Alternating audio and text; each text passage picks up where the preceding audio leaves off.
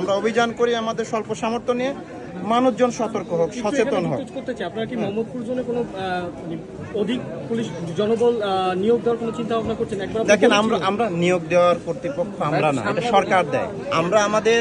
আমরা যেটা চাইতে পারি যে মোহাম্মদপুরের জনগণ অপরাধের মাত্রা বা গুরুত্ব বিবেচনা করে, কারণ মোহাম্মদপুরে ভাই একটা চাপাতি দেখলে যে পরিমাণে ভাইরাল হয়, তো অন্য জেলায় তো 5-10টা লাশ পড়ে গেলে এরকম ভাইরাল হয় না। রঞ্জিত করা না বিষয়টাকে মোহাম্মদপুরের, এটা তো আপনারা করেন, আমরা খেয়াল করেন, এটা আমরা করি না, এটা করেন আপনারা, সাংবাদিক ভাইয়েরা করেন, বা সামাজিক মিডিয়া এখন হয়েছে, মানে আপনাদের হাতেও আর নাই, কিন্তু নিউজ হওয়া বা ঘটনাগুলো কিন্তু আপনাদের হাতেও নাই।